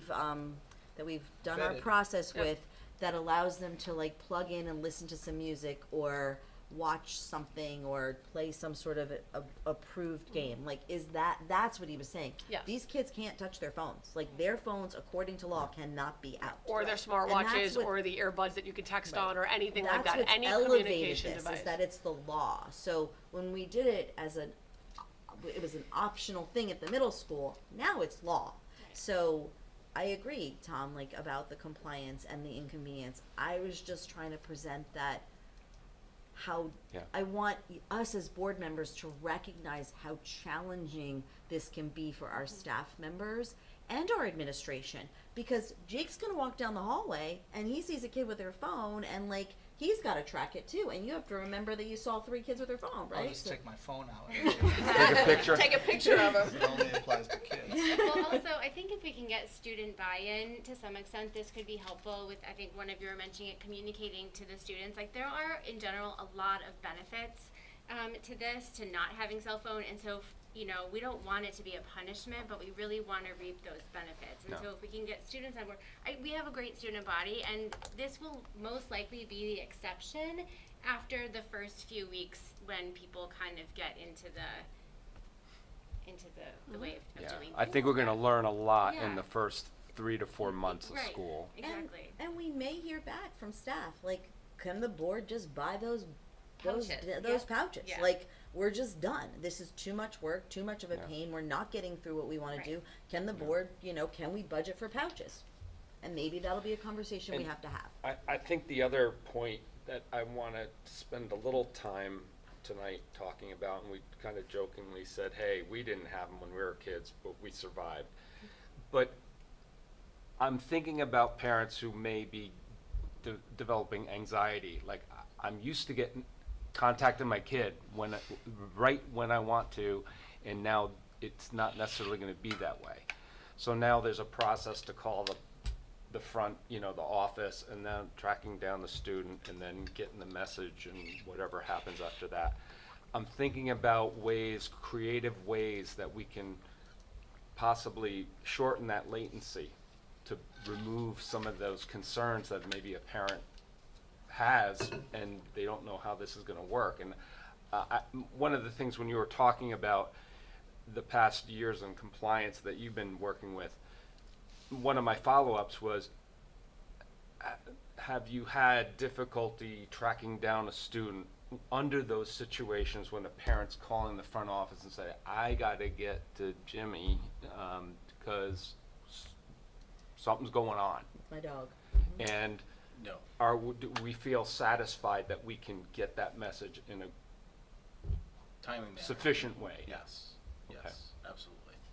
And that kind of extends to the high school, because now it's a bigger school, more students, more, I'm thinking about that latency to get that message to that individual may get longer than maybe middle school. So,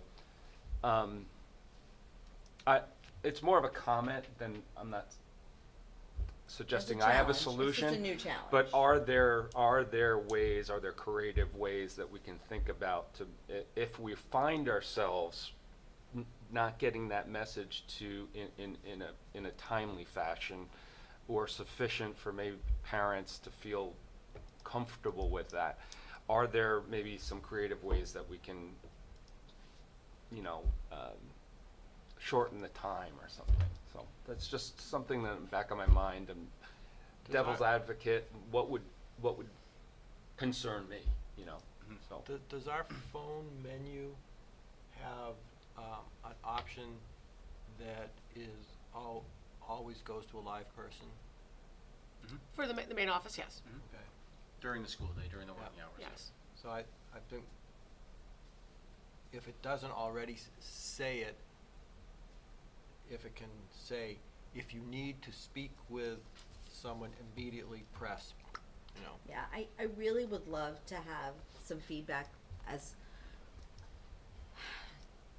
people who are elected to do this position. It would be really helpful for us to get feedback from the staff, the front office staff, all of that, as to how this law that was put forth without the time, I'm just gonna criticize it, is without the time to really process and come up with plans for how to actually implement this. I mean, I think this passed in June, is that right? End Like, of Yeah, end of these are July, really beginning of short, July, at the yeah. end of July. End of June, no, Just no, end end of of June, July, so a really short time frame for people in public education, many of whom would like to see this happen. Like, this isn't something that, most educators want the cell phones gone, that's not the problem. But I wanna hear back, from, I mean, we've staffed our buildings the way we've staffed our buildings in terms of our front offices. And like, if there's 30 calls in a week because parents are trying to track down kids to say, you gotta come home today to take care of Johnny, and you've gotta, like, your dog is sick, or whatever, I wanna know, I wanna hear back, because that's an impact, and, Well, the good news is the policy does not dictate or restrict those levels of implementation. So Right. that can be an ongoing. But I wanna know, I wanna No, know how oh, this no, is no, I'm impacting. saying I that, want the but it's- teachers to come and say, like, I wanna hear from teachers who say, like, listen, Oh, I agree. we've been doing this is how I have to do this is how it's impacted my day. And also, I'd love to hear the positives, because I know people who's, like, live in different states who've already gone through this, and the positives on the kids, I'm so for this, so for it. But I think we needed to breathe through it, and I don't, like, our staff is so smart and so capable, and if we had presented this as a challenge to them, they would have come up with it, and now it's feeling like it's being forced down their throats. It's like and anything that's- else, you can have the best idea and implement it poorly, and then the Right. idea doesn't look so great anymore, right? But if you. It's a great so- move, it's a great move, and I'm actually It happy the is, state but did it's it, I just a wish they'd given us a very little more time. short time Right, let's just, to get it in I have place. two questions about the actual language of Yes. what's in here. Section E, review. Do you view this as an ongoing need for a formal review of this policy, or is this just a first year one? I think that has yet to be determined. I think that, as things evolve and change, I mean, that could be decided. I think it definitely needs to be reviewed after a year, possibly sooner, depending on the feedback we get and different things that we get. I think that's up to the discretion of the board. The whether only you reason I'm feel- asking is most policies don't Don't have have that, that yeah. kind of a requirement, and I'm Is it the law? hopeful. I don't believe that that's in the RSA. I'm let's, hopeful. I'm let's, gonna we're gonna double figure check out it. if I'm that's gonna in the pull it up. RSA. I'm My gonna pull it point up. is, I'm hopeful that 18 months from now, we'll have a policy we really like, but I could also see it changing multiple times in the first Right, first exactly. two Yeah. school years. Yeah. So I think that's why c- this review's here, but we wanna find I out wanna if make it's sure part it's of the not in the RSA. RSA. But what I could envision is us wanting to have this review happen sooner.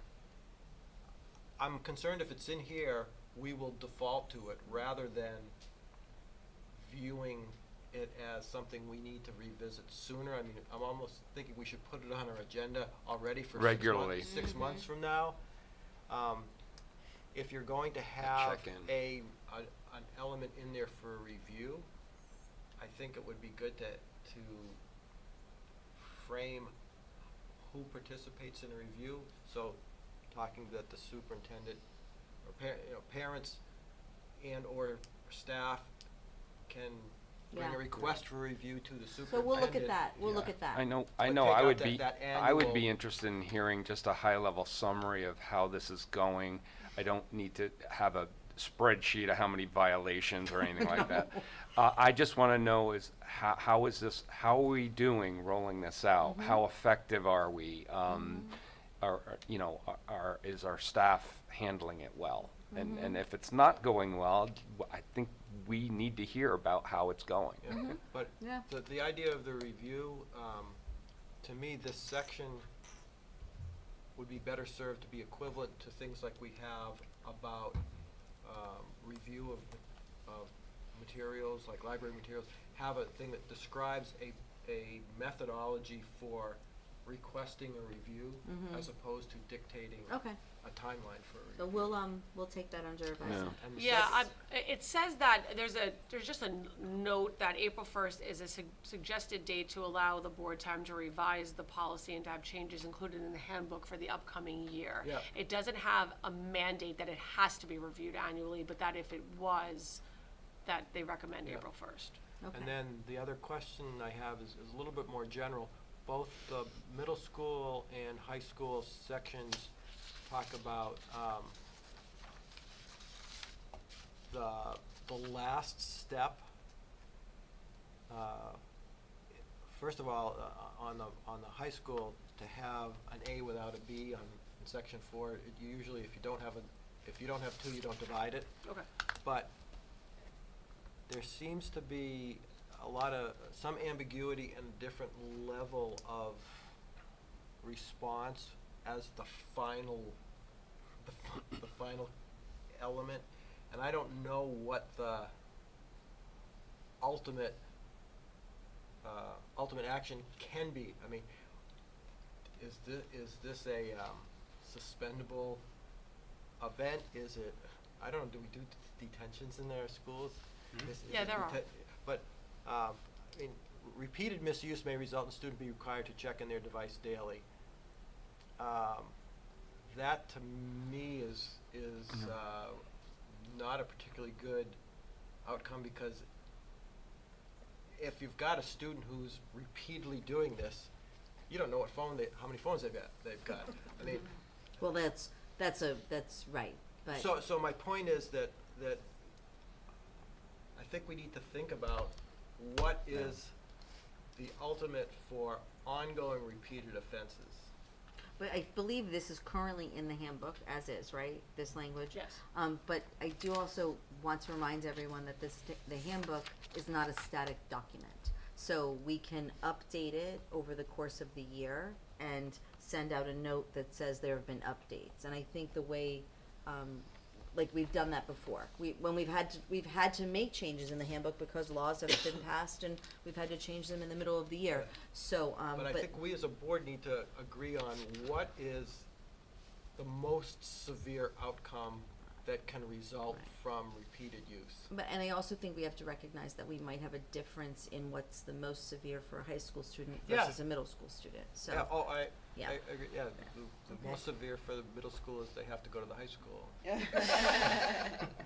So, so at this point, with this reading, we're gonna keep the, consequences to violations in the document. That's the advice that we're giving the policy committee. You've given us some things to chew on in policy. It will come back a little different. It might not be exactly different as you want, but it'll be changed. So I just need, I think did we put a motion on the table? We did a separate motion, yeah. Did we put the motion on the table? Did we do it already? Okay, so I need a motion to accept the first reading of policy JICJ, unauthorized communications, as presented. So moved. Moved by Rob, Second. second by Cindy. Are there any other comments? Are we good? Okay, so all those in favor? 5-0. And I'm gonna ask again that some sort of communication go out to, the co-op wide families that mostly families that will be discussing this again at the meeting. I'm also gonna say, and I'm sure you're aware, Patrick and Jacob, that, you're not gonna get through open houses without lots of questions on this. So that frequently asked it's a great idea, the first question one. document, if it could be prepared, cause there's no way, it's gonna be the topic at Yeah. open house. Oh, yeah. Might You there know. be anyone who would be an appropriate person to put something together for the Hollisbrook Line News? Because I think this is a topic. I think that- Juliana, I'm sure somebody at Hollisbrook Line News would, I wonder. No, I mean to Right. give them I'll call it a press release on this. Yeah, I mean, That would do a couple of things. One, it would say, the new law was passed. right. Schools are required to do this. Here's what's happening in SAU 41. So that news is through the Rotary, and our former board member is a member of the Rotary, so I'll check in with her and let her know that we had this conversation, and she'll probably reach out to Rotary. And she knows the Rotary members who run the Hollisbrook Line Oh, News. I'm more asking who would create the press release, The, the PR, that whatever it is SAU. that goes, Some- I guess the SAU. because they don't could- usually, Julianne doesn't usually write it. She does, she Oh, writes a lot of In it. the past, I've always had to, she's always asked me to give her something Okay. and I she think, I publishes think it. she writes, Well, if we have a frequently Ask asked questions, questions, we yeah. could just have her attach that document to Right. the whatever article, small article. or she that can they reach write. out to the SAU for comment, you know, so, yeah, we'll work through that. Gina, I think, met with Her, yeah. her on Friday, so Yeah. they may have already discussed this. Yeah. You good? Did you have something else? No. Okay, great. All right, thank you very much. That was a very hearty debate, discussion. Do It's we have a always good. non-public Did, tonight? did we Briefly, call the vote? yes. We do have a non-public, yeah. Did we call the vote? Oh, did we call the vote? Did we vote? We did. Yeah. Yeah, We did? 5-0. Oh, Yeah, we did. geez. We voted. It's all going Um, bleeding into one. Sorry. I believe that we're being watched from Arizona, and yes, that was discussed. So. I know. Okay, so I do need to go in, we do have a quick non-public, so I'm gonna need a motion. I need a motion that the board by roll call go into non-public session pursuant to RSA 91-A:3, 2, Part A, the dismissal promotion, actually, let's see, to discuss a matter which if discussed in public would likely affect adversely the reputation of a person other than a member of the body or agency of. So moved. Moved by Ross, Second. second by Cindy. This is a roll call vote. I'm gonna start with you, Tom. Am I? Amy, I. Cindy, I. Holly, aye. Rob, aye. Bye. So we're gonna go into non-public at, 7:52, and for the viewing public, we will come out of non-public and automatically adjourn. So, we will not be coming back to this room. And that means that we are off. Thank you. I think